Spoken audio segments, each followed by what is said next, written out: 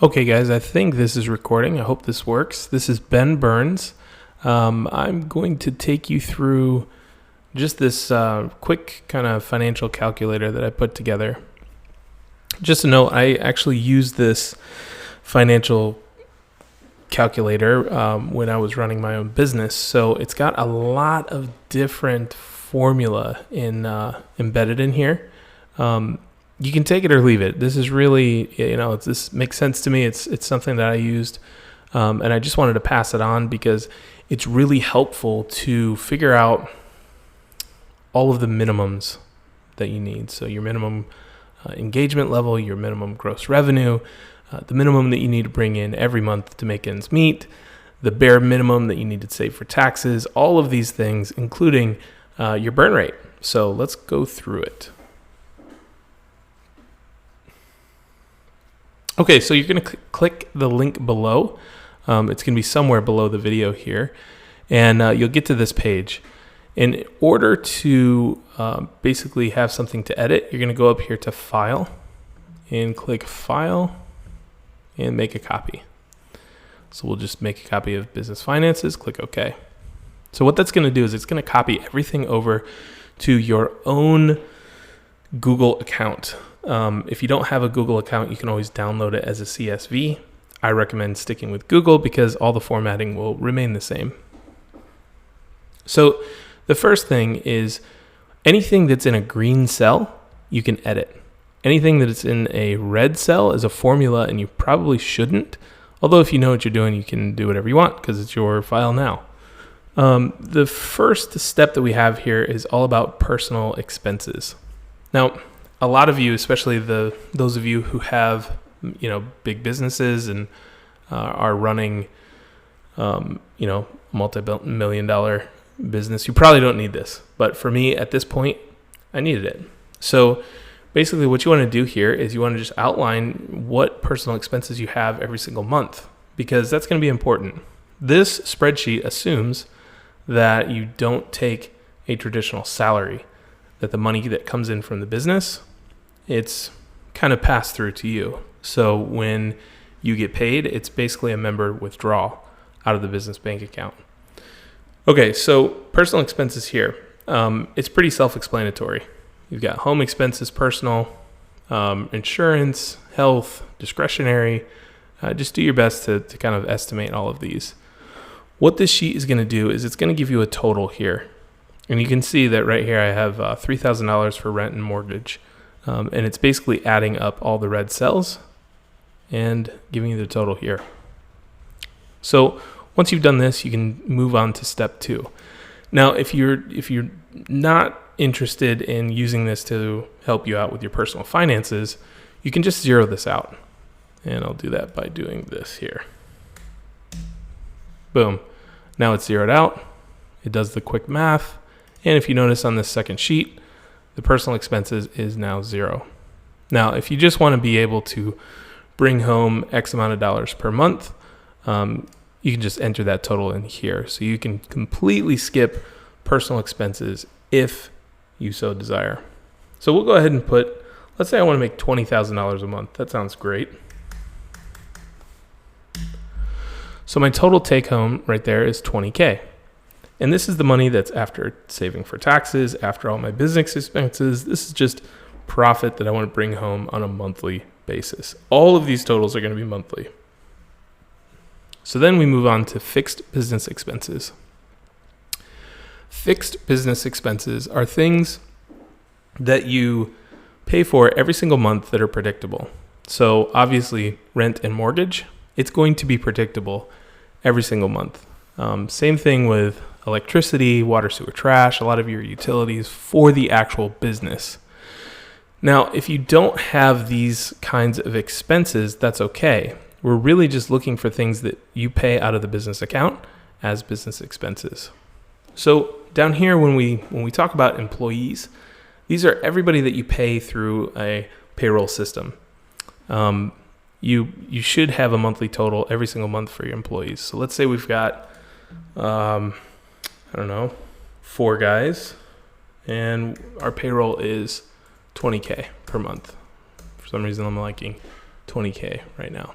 So we've got a $5,000 rent bill, and maybe we have $200 for utilities. General liability insurance, that's probably $100. And maybe we do beer Fridays every week. So $100. All right, so right now it's looking like we have $25,400 in total business expenses per month. Okay.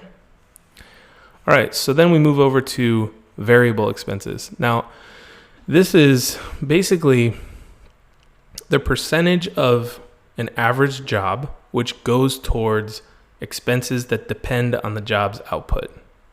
So if you're hiring a whole bunch of freelancers, typically you'll know what percentage of the job is spent on the freelancers. So we know for an average blind job, our average cost is going to be 30%. So that means for every dollar that we charge the client, at least 30 cents of that is going to go to freelance labor. So we put 30% here. So this number is a percentage of the job that gets spent on variable expenses. Now, your normal, full-time employees are not going to be covered under this cost percentage, which is why they're in the fixed business expenses, because this is predictable. It's every month. And, no matter how many jobs come in, you still have this many people. Okay? So this is the percentage. So once we have these three columns filled out, this is where it gets really, really fun. So we'll go to step 3, the results. So based on what we've entered, and we can actually add some other stuff in here. Let's say we have, I think we had a team of 4, and we work about 40 hours a week. And I like to save, on a conservative, 30% of my gross revenue for taxes. So once you have all these, fields filled out, you'll start to see the red areas really come to life.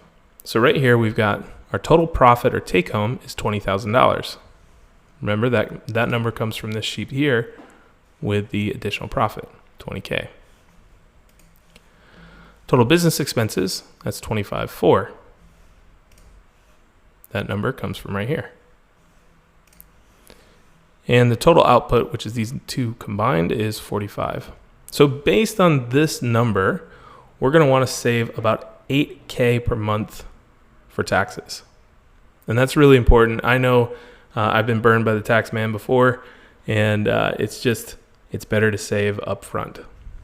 So what we have here is our gross revenue, the minimum we need to bring in every month in order to take home $20,000 a month is $64,857.14. So that's minimum per month. And our gross revenue for the year needs to be minimum $778,285. So it calculates the minimum you need to bring in order to support these numbers based on your personal expenses, your business expenses, and your cost margin. So right here, this is a great one, minimum level of engagement. So the minimum level of engagement, according to Blair Enns, is the minimum amount that you need to bring in per client per year, or I should say per project per year. And the math is really simple. It's basically your gross revenue divided by 10. Because, you could basically only take on 10 clients per year and do them the right way. So that automatically calculates there. So what's interesting here is the burn rate. So the burn rate is how much cash you expend at any certain time. And so we know that our weekly burn rate, because we have an output of $45,000 a month, with us taking home 20K, our weekly burn rate is about $13,000. We can break that down to the day, which is $2,600. Break that down to the hour, which is $337.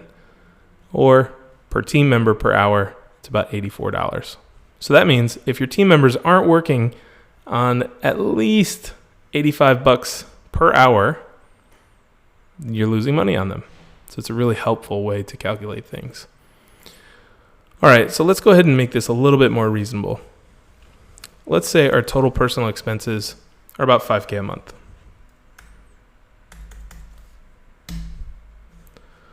All right, and maybe we have one employee and his salary is $4,000 per month. And we have a reasonable office. All right, so we just reduced the numbers a little bit to make them a little bit more palatable. And let's say we don't outsource anything. So maybe our cost is just about the cost to process a credit card at 3%. So let's take a look. So this means we need to bring in about $10,600 every single month, or that's our output. And we need to save about $2,000 per month for taxes. Our gross revenue minimum per month is $10,000, and the yearly target is $131, so not bad. Minimum level of engagement in this case is $13,000, and our burn rate boils down to, if we had a team of 2, about $80 an hour or $40 an hour per team member. So you can start to see where your hourly rates can be based on. You know, you want to like double or triple your burn rate because this is the break-even point. But that's a good way to calculate your hourly rates. Okay, so let's move over to column 3. This is kind of a cool one. This is what's called the next worry date. This comes from Mike Janda's book, Burn Your Portfolio. And this is a formula that he used to basically calculate when he needs to worry next based on how much cash he had in the business, how many billings, all this kind of stuff. Because otherwise, if you're like me, your finances will keep you up at night. So let's say today's date is May 29th. So we'll go 5/29/18. Remember, you can edit anything in the green. Total cash. How much cash do you have in your business accounts? And let's say that we've got maybe 15,000. So this is cash in the bank, right? 15,000. Total receivables. So receivables is the amount of invoices that you have out that clients have not paid yet. So let's say we're in really, really good shape and we've only got about 10,000 out that are waiting to be paid. All right, and then billings this month. So for the remainder of this month, how much are you expecting to invoice?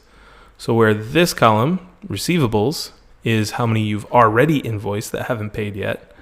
Billings is how much money you're planning on invoicing in the remainder of this month. And since it's the 29th, maybe we've got a little $1,000 overage to bill. But we also know we've got a couple of clients scheduled for next month, and it's about $30,000 in billings.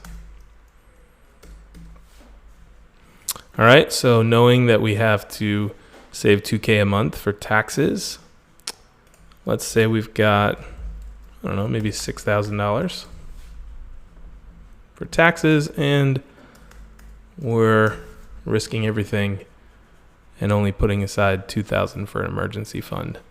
Now what this is going to do is the tax money and the emergency fund figures kind of deduct the cash from your business accounts. This is saying, we can't use this to operate the business because this money is set aside for something else.